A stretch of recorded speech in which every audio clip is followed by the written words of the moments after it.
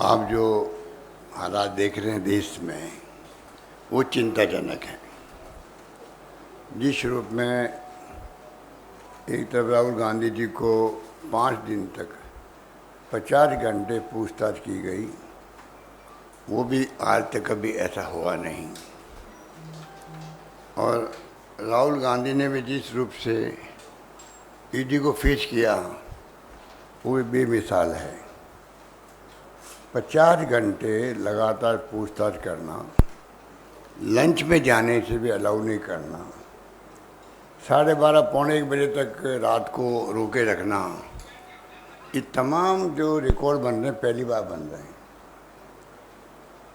और ईडी के अंदर भी और ईडी के बाहर भी जिस प्रकार पुलिस का रवैया था, वो भी बेमिसाल था। आज तक ऐसा रवैया पुलिस का कभी सामने नहीं आया। पॉलिटिकल मोमेंट होते हैं और उसको फेस करती विपक्षी पार्टी है। ये पहली बार है कि पुलिस टारगेट कर कर के कांग्रेस नेताओं को, विशेष रूप से महिला कांग्रेस की नेताओं को, हमारे वरिष्ठ नेताओं को चुन चुन करके उनके साथ मिसबिहेव किया गया। कई जगह पिटाई भी हो गई। और जिस प्रकार पूरे दिल्ली के बॉर्डर पे ले जाया गया उनको थानों के अंदर, रात को 12-1 बजे छोड़ा गया, ये तमाम पहली बार पुलिस का आतंक देख रहे हैं हम लोग। और ये एक चिंता की स्थिति है। मैं समझता हूँ ये पुलिस का रिहर्सल है देश के लिए कि जब तानाशाही आएगी पूरी तरह, तब किस प्रकार का व्यवहार होगा, किस प्रकार हमें करना है, उसका रिहर्सल करने का पुलिस को जो मौका दिया गया, वो बहुत खतरनाक है। ये कोई दुश्मनी नहीं होती है राजनीति के अंदर। अपना अपना काम करते हैं, पक्ष विपक्ष ले आते हैं, कोर्ट अरेस्ट देते हैं। जो विपक्ष होता है वो खुद अपना आप को समर्पित करता है अरेस्ट के लिए, उसको कहते हैं कोर्टेड अरेस्ट। इस केस के अंदर खुद आगे आके हम गिरफ्तारी दे रहे थे, तो उनको व्यवहार वैसे ही करना चाहिए था जो आज तक होता आया है, सरकारें किसी की रही हो। पहली बार है कि उनके साथ में दुश्मनों की तरह व्यवहार किया गया, जैसे कि देश के नागरिक नहीं हैं। वही माहौल देखने को मिला 5। मैं मीडिया के साथियों को धन्यवाद देना चाहूँगा, उनके मेहनत को, उनके हौसले को, क्योंकि उन्होंने भी 5 दिन तक जो संघर्ष देखा है जिस रूप में, और जो उनकी पिटाई भी हुई है कई जगह पर, दुर्व्यवहार भी हुआ है, हमारे सामने टीवी में देख रहे थे, इसमें सोशल मीडिया में देखा हमने। और तो और इतिहास में ऐसा भी कभी नहीं हुआ कि आप कांग्रेस के हेडक्वार्टर में जाके आप अंदर घुस जाए पुलिस और पिटाई करके बाहर लाए, मीडिया वालों को भी और आम लोगों को भी। ऐसा भी संभवतः कभी नहीं हुआ। और मैंने कहा कि ये फेडरल स्टेट हुए देश, सरकारें अलग अलग पार्टियों की होती है। अगर आपके दिल्ली के व्यवहार को देख करके राज्य सरकार में भी जो विपक्ष होता है वो बीजेपी होती है, आंदोलन करती, अभी भी आंदोलन किया राजस्थान के अंदर, तो क्या हम लोग भी आपकी तरह बीजेपी के जो हेडक्वार्टर स्टेट के अंदर है, उसके अंदर हमारी पुलिस घुसे, दुर्व्यवहार करे, कार्यकर्ताओं को पीट के बाहर निकाल दे, ये शोभा देता है क्या? अच्छा है क्या? ये कौन सी परंपरा पैदा कर रहे हैं लोग? बहुत खतरनाक की परंपराएं स्थापित कर रही है बीजेपी। इसलिए हम बार बार कहते हैं कि देश किस दिशा में जा रहा है। मैं बहुत गंभीरता से कहना चाहूँगा, 50 साल का मेरा अनुभव राजनीति का है। 42 साल मुझे पार्लियामेंट में आए हुए हो गए। 5 बार मैं मेंबर पार्लियामेंट रहा हूँ, 3 बार केंद्रीय मंत्री रहा हूँ इंदिरा गांधी के साथ में। राजीव गांधी के साथ में, नरसिम्हा राव जी के साथ में।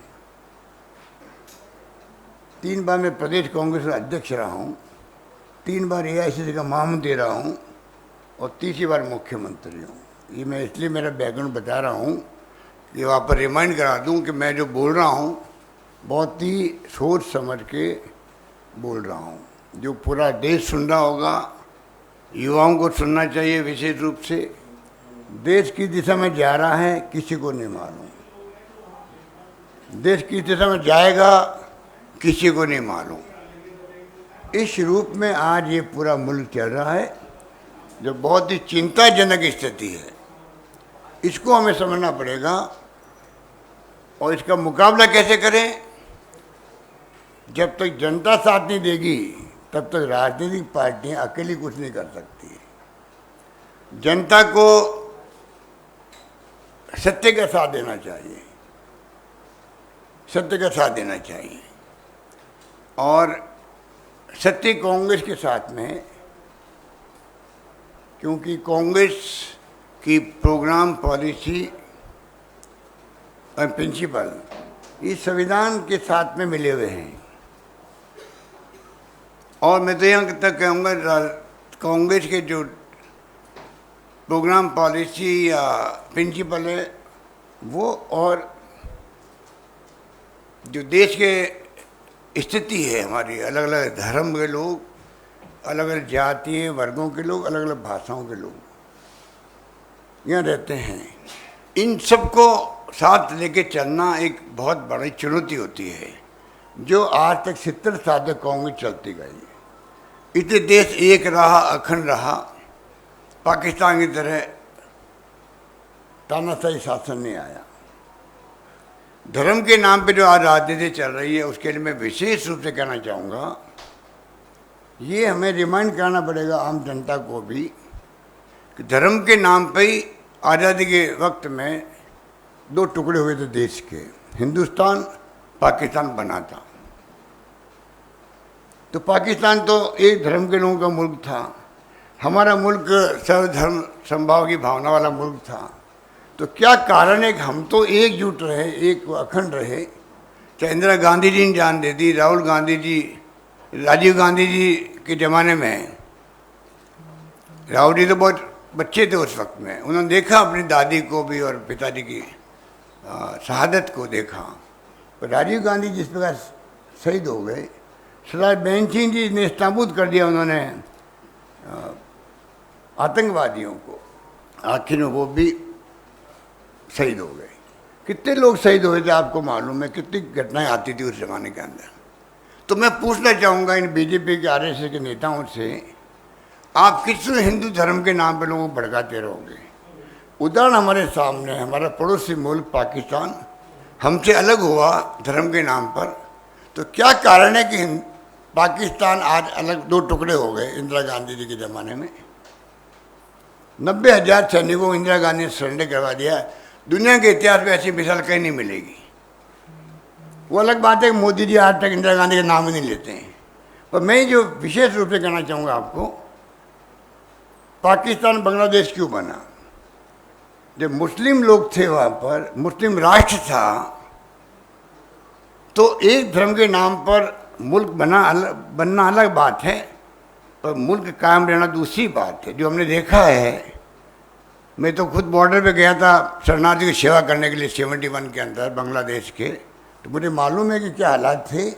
तो मुझे बता दीजिए 2 मुल्क क्यों बने हैं एक धर्म के नाम के बावजूद में। 2 मुल्क कैसे बन गए जब एक धर्म के लोग थे, पाकिस्तान, और आज जो बांग्लादेश है तत्कालीन पाकिस्तान था। इसका मतलब धर्म के नाम पे मुल्क बन सकते हैं, तो मुल्क एक रहेगा, अखंड रहेगा, ये कोई गारंटी नहीं है। हमने अपने पड़ोस में देखा है। आज ये हिंदू धर्म की बात करके लोगों को भड़का रहे हैं, हिंदू राष्ट्र की बात कर रहे हैं। अरे अमित शाह जी बोल गए खाली हिंदी को लेके 2 शब्द, पूरा दक्षिण उठ खड़ा हुआ। अमित शाह जी को शब्द वापस लेने पड़ेंगे। मेरे माने ये नहीं थे, अभी 1 महीने पहले की बात है। जो भाषा के नाम पे भड़क सकते हैं देश के लोग, धर्म के नाम पे जो ये खुद ही भड़का रहे लोगों को, तो आप सोचिए कि इनकी सोच क्या है। ये क्या धर्म के नाम पर, हिंदू धर्म के नाम पर ये हिंदू राष्ट्र बना करके इस देश को एक व अखंड रखेंगे, रख पाएंगे? यही हिंदू लोग जो है बाद में बात करेंगे तो शेड्यूल कास्ट के लोग हैं। आज तो शेड्यूल कास्ट वालों को गुमराह किया जा रहा है, गले लगाया जा रहा है, आप भी हिंदू हो हमारी तरह। ट्राइबल को कहा जा रहा है आप हिंदू हो, पर इनकी आत्मा को पूछो, मैं बचपन से इनको वाच कर रहा हूँ जनसंघ के रूप में। फिर जनता पार्टी मर्द हो गए थे लोग जब इंदिरा गांधी को जेल भेजा तब, और अब भारतीय जनता पार्टी के रूप में हैं, सत्ता में आ गए। ये कभी भी इन्होंने शेड्यूल कास्ट के लोगों को गले नहीं लगाया था। अम्बेडकर की बात छोड़ दीजिए, गांधी जी को इन्होंने कभी एक्सेप्ट नहीं किया था। तो आज जिस प्रकार से अपना रूप बदला इन्होंने, गांधी की फोटो लगाते हैं, सरदार पटेल की मूर्ति लगाई है मोदी जी ने। पूछो इनको, इस सरदार पटेल जी ने तो आपके आरएसएस को बैन किया था, आपने माफ़ी मांगी थी आरएसएस ने। हम जिंदगी में कभी राजनीति में भाग नहीं लेंगे, सांस्कृतिक संगठन रहेंगे, उस रूप में इन्होंने माफ़ी मांगी है उस वक्त में। आज उनकी मूर्ति लगा रहे हैं खाली वोटों की राजनीति करने के लिए। कांग्रेस मुक्त भारत बना देंगे। अरे आप क्या कांग्रेस मुक्त भारत बनाओगे? इनकी 7 पीढ़ी आ जाएगी तो ही कांग्रेस मुक्त भारत नहीं बनेगा। ये कांग्रेस और देश की जो भावना वो एक सी है। ठीक है, सत्ता में आए नहीं आए अलग बात है, उसमें कई कारण होते हैं जो आप देख रहे हो कि धर्म के नाम पे जो हालात बन गए देश के अंदर, तो ये भावना आ गई। कब तक रहेगी वो? महंगाई भयंकर, बेरोजगारी तो हाहाकार मचा हुआ देश के अंदर, आर्थिक स्थिति गर्त में जा रही है, पता नहीं किस दिशा में हम जाएंगे। आने वाले वक्त में क्या फ्यूचर है देश के नौजवानों का, वो आपने देख लिया अपनी अग्निपथ को लेके। आप बताइए, कोई शासन, गुड गवर्नेंस इसे कहते हैं। आप इस स्कीम को गुप्त रखो, अग्निपथ को, अचानक आप युवाओं के सामने उनको पेश कर दो। जिन्होंने एग्जाम दे दिए, फिजिकल टेस्ट दे दिया, इंतजार कर रहे थे नौकरी का, अचानक लगा नई स्कीम आ गई है। तो उसी कारण से आज आज्ञा नहीं हुई, तोड़फोड़ हुई। हम इसको समर्थन नहीं करते हैं। हम युवाओं से अपील करते हैं कि आप अपनी बात कहो, शांतिपूर्ण तरीके से कहो, अहिंसा के तरीके से कहो, कोई दिक्कत नहीं उसके अंदर, पर हिंसा नहीं करनी चाहिए। ये भड़का रहे उल्टा कि जिन्होंने भाग ले लिया आंदोलन में, उसको अग्निपथ के अंदर भर्ती नहीं करेंगे हम लोग, पुलिस सर्टिफिकेट मांगेंगे। तो ये युवाओं को भी भड़काने का काम कर रहे हैं। और जो स्कीम आई है उसमें जितने ही रिटायर्ड जनरल, कर्नल, मेजर जो भी है, वो खुल के विरोध कर रहे हैं। उनके 50, 25, 30 साल के अनुभव हैं, 35 साल के अनुभव हैं, वो विरोध क्यों कर रहे हैं? और मैं भी देख रहा था एक परमवीर चक्र, कल हमारे जयराम रमेश जी बता रहे थे, जो उनको पुरस्कार मिला मिस्टर कैप्टन बाना सिंह को। वो कह रहा, save the country, Agnipath scheme will badly damage us, India is going through a crucial stage, youngsters are the future of our motherland. इस देश को बचाइए, अग्निपथ योजना हमें बहुत अधिक नुकसान पहुंचाएगी। हमारा देश नाजुक स्थिति में पहुंच गया है, हमारे युवा देश का भविष्य है। ऐसे मैंने संविधान की धज्जियां उड़ रही है, हम लोग सब चिंतित है। तो कहने को तो बहुत सारी बातें हैं, क्योंकि ये जो राहुल जी के सामने जो कुछ किया गया है, आप बताइए मुझे, जिस प्रकार राहुल गांधी को 5 दिन तक 50 घंटे जो बुलाया गया, ऐसा कभी आज तक हुआ क्या? और तो और बिना मनी लॉन्ड्रिंग के, बिना मनी लॉन्ड्रिंग के भी उस केस को बना रहे हैं, जबरदस्ती से बना रहे हैं। जब कोई भी संगठन, जो हमारा एक अखबार था आज़ादी के 1937 में शुरू हुआ, 42 से 45 तक अंग्रेजों ने बैन लगा दिया इस अखबार पर। बचपन से हम नेशनल हेराल्ड को पढ़ता हैं और धीरे धीरे कमज़ोर होता गया। मैं कई लोगों को जानता हूँ जो उनके संवाददाता थे, 15-15 साल को तनख्वाह नहीं मिली, तब भी जुड़े हुए थे। करे जाए कहाँ, जाए तो जाए कहाँ? जैसे आप लोगों का भी देखा, अभी कोरोना के बाद में संकट आया, आपके कई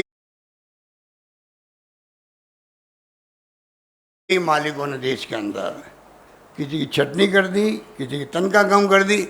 जिसको 80,000 तनख्वाह मिल रही है 50 हो जाए तो फिर क्या बीतती है, आप सोच सकते हो सकता है आप में नहीं कोई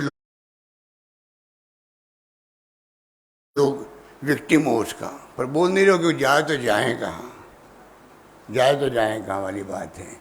क्योंकि वो भी तो आजकल पत्रकारों के मालिक, अखबारों के मालिक भी तो आजकल तो अगर ज़्यादा ही कोई बोलता है तो ट्रांसफर पोस्टिंग मांग भी हो जाती है सरकार की तरह, तो सब चुप रहते हैं।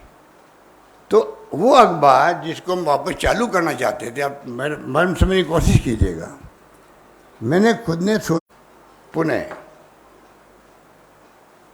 पुनः मजबूत करना चाहिए और हम अपनी बात ढंग से कह सकें। क्योंकि मीडिया वाले दबाव के अंदर है, पत्रकारों की, मीडिया वालों, और वो तो ऐसी स्थिति तक 15-20 साल से तनख्वाह नहीं दे पा रहा है, तो पूरी स्कीम बनाएगी, वहाँ पर रिवाइव कैसे करें। जो भी है वो सब कुछ चुकाए गए, सरकार को चुकाए गए। नई कंपनी बनाई गई जिससे कि पूरी तरह मॉनिटरिंग हो सके, ढंग से। चंदा देने वाले गुनाहगार है कांग्रेस को, पूरा चंदा आज बीजेपी को मिल रहा है। लूट रहे बीजेपी वाले देश को, एक तरफ करप्शन करके। आप बिलीव नहीं कर सकते, आरएसएस बीजेपी के नेता लोग, इनको मजा आ गया राज का। राज पहली बार मिला है, वाजपेयी के वक्त में इतनी छूट नहीं थी, अब पूरी छूट है लूटने की। जम के पैसा खा रहे हैं, जम के ये राजनीति कर रहे हैं, अपने ऑफिसर बना रहे हैं। तैयार नहीं कांग्रेस को भी, नेशनल हेराल्ड को भी, यंग इंडिया कंपनी को भी, और उन स्थिति में चल रहा है। फिर भी संघर्ष करते करते आगे बढ़ते गए, इन्होंने क्रिमिनल केस करवा दिया। वो अलग जमानत हुई सोनिया जी की, राहुल जी की, जिसने सब कुछ त्याग दिया। इसी ईडी ने उस 15 के केस को वापस आप 7 साल 8 साल बाद वापस ला के रिवाइव कर रहे हो और बुला के आप बयान दे रहे हो। कल वो अभिषेक मनु सिंह भी कह रहे थे एफआईआर तक दर्ज नहीं हुई इसके अंदर। आप 5 दिन तक 50 घंटे बैठाओगे एक नागरिक को। राहुल गांधी कितने बड़े नेता हमारे पार्टी के होगी। इन स्थिति में हम चल रहे हैं। इसलिए मैं कहना चाहूँगा कि मैं माफ़ी चाहता हूँ, कुछ मैंने लंबा बोल गया हूँगा, पर मेरे दिल की भावना बहुत सारी है। रोज़ आप देखते हो मैं बोलता रहता हूँ मीडिया के अंदर, कहने की आवश्यकता नहीं है। मुझे खुशी है कि आपने दमखम के साथ में 5 दिन तक कभी इस पूरे माहौल के अंदर आपने बड़ी भूमिका निभाई। यही बात करता मैं अपनी बात। पंजाब ਅਤੇ ਪੰਜਾਬੀਅਤ ਨਾਲ ਜੁੜਿਆ ਹਰ ਮੁੱਦਾ, ਹਰ ਖਬਰ ਨਿਰਪੱਖ ਤਰੀਕੇ ਨਾਲ ਤੁਹਾਡੇ ਤੱਕ ਪਹੁੰਚਣ ਦੀ ਕੋਸ਼ਿਸ਼ ਵਿੱਚ ਤੁਸੀਂ ਵੀ ਦੇਵੋ ਸਾਡਾ ਸਾਥ। ਤਾਂ ਹੁਣੇ ਲਾਈਕ ਕਰੋ ਸਾਡਾ ਫੇਸਬੁੱਕ ਪੇਜ, ਸਬਸਕ੍ਰਾਈਬ ਕਰੋ YouTube ਤੇ ਅਤੇ ਫੋਲੋ ਕਰੋ ਇੰਸਟਾ ਅਤੇ ਟਵਿੱਟਰ ਤੇ ਨਿਰਪੱਖ ਪੋਸਟ। ਖਬਰ ਦੀ ਨਿਰਪੱਖ ਆਵਾਜ਼ ਵਿਜ਼ਿਟ ਕਰੋ www.nirpakhpost.com।